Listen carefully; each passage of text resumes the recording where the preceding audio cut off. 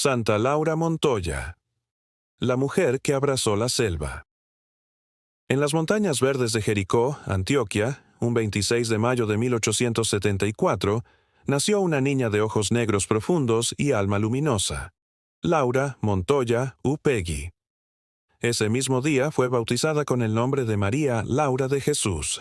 Sus padres, Juan de la Cruz Montoya y María Dolores Upegui, ella era la segunda hija, su hermana mayor Carmelita, y después nació su hermanito Juan de la Cruz. Su infancia estuvo marcada por el dolor y la carencia.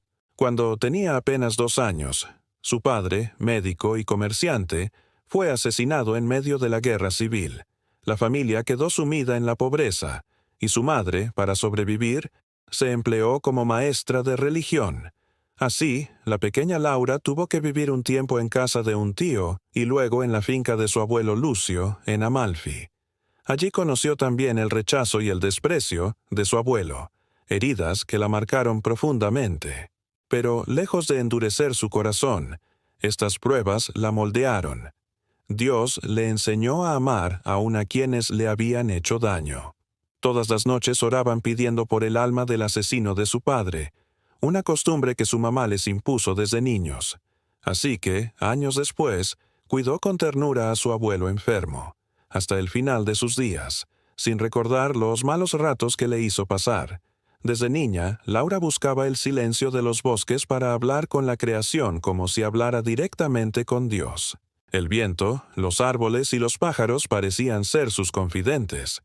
Cuando Laura tenía apenas 7 años, ocurrió algo que cambiaría su vida para siempre. Estaba en el campo, observando un hormiguero. Veía cómo las pequeñas hormigas, en perfecta fila, cargaban hojas más grandes que ellas, avanzando con una disciplina silenciosa. Fascinada, comenzó a ayudarlas, acomodando las hojas en su camino. De repente, sintió como si un rayo de luz atravesara su conciencia. Una certeza tan profunda que no provenía del mundo exterior, sino del mismo corazón de Dios. En aquel instante, comprendió que el universo no era un caos, sino un orden lleno de amor, y que detrás de esa aparente fragilidad de las hormigas latía la grandeza del Creador. Ese momento místico fue el despertar de su alma. La niña, que hasta entonces había cargado con la tristeza de la orfandad y la soledad, se transformó. Nunca volvió a ser la misma. Dejó atrás la melancolía y comenzó a irradiar alegría. Con espontaneidad, reunía a los trabajadores de la finca y les hablaba de lo que había descubierto: la existencia de un Dios vivo, cercano, amoroso. Muchos dicen que aquel golpe del hormiguero fue la semilla primera de su vocación evangelizadora.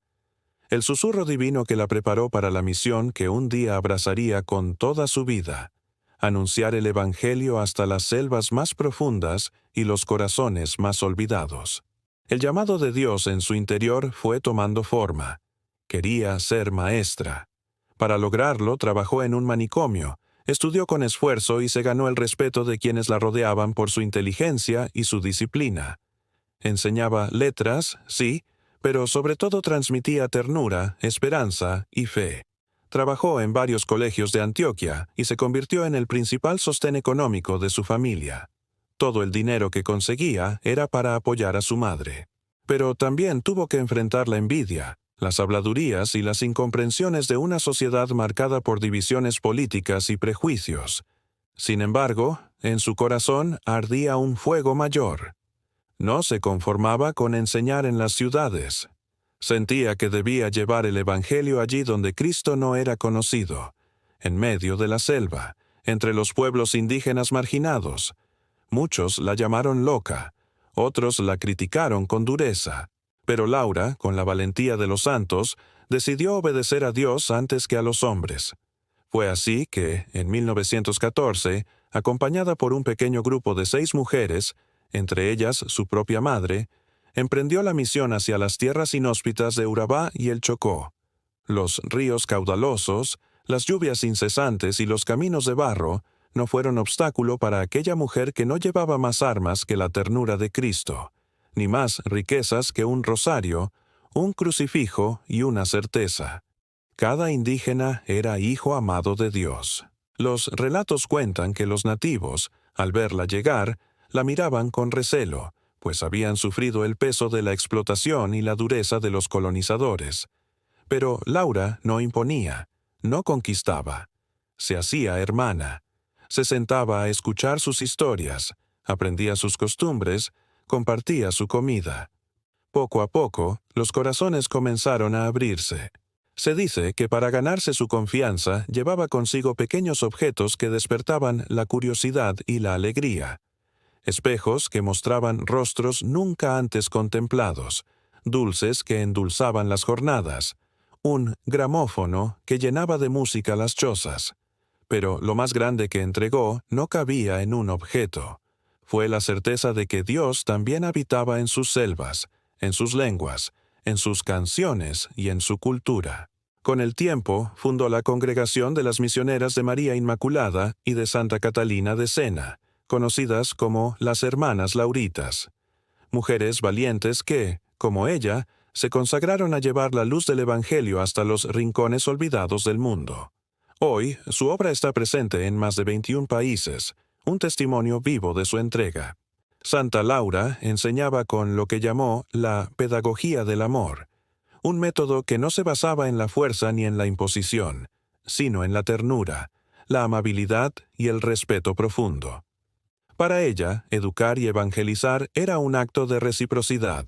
Maestro y alumno, misionero e indígena, se encontraban de igual a igual en un camino hacia Dios.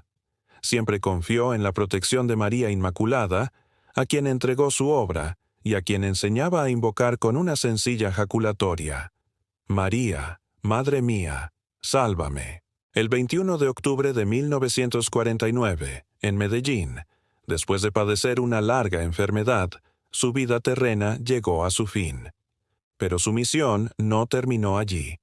La semilla que plantó en la selva germinó en generaciones de misioneras y laicos que siguen llevando el mensaje de Cristo donde nadie quiere ir. Hoy, Laura es un ejemplo vivo de que Dios eligió a esta humilde mujer para hacer luz a varias generaciones. El 12 de mayo de 2013, el Papa Francisco la proclamó la primera santa colombiana. Ese día, el mundo entero celebró a la mujer que, sin espada ni corona, conquistó corazones con la fuerza del amor. Además de misionera mística, Laura fue también escritora. Dejó más de 30 libros, entre ellos su autobiografía, Historia de la Misericordia de Dios en un alma. Sus textos, descritos como de alto vuelo y sabroso estilo, son un tesoro espiritual y pedagógico que aún hoy ilumina a quienes buscan educar y evangelizar desde la ternura. Hoy, Santa Laura Montoya no es solo recuerdo, es presencia viva. Su legado palpita en la gran familia carismática laurita, formada por religiosos, consagrados, laicos y misioneros seglares que caminan en sinodalidad, calmando la sed de Cristo en los más pobres, como ella una vez soñó. Así, entre las sombras de la selva y la claridad del Evangelio, la vida de Santa Laura Montoya se levanta como una leyenda espiritual. La niña huérfana que se convirtió en maestra, la maestra que se convirtió en misionera y la mujer que se hizo hermana de los pueblos indígenas. Santa Laura, la primera santa colombiana. Su historia nos enseña que solo el amor es digno de fe, solo la ternura abre caminos, solo Cristo da sentido a la misión. Su festividad, el 21 de octubre, nos invita a honrar su memoria y legado. Si quieres seguir descubriendo más historias de fe y conocer la vida de nuestros santos héroes católicos, te invito a suscribirte al canal, activar la campanita y caminar juntos en este viaje de misterio, historia y esperanza. Bendiciones.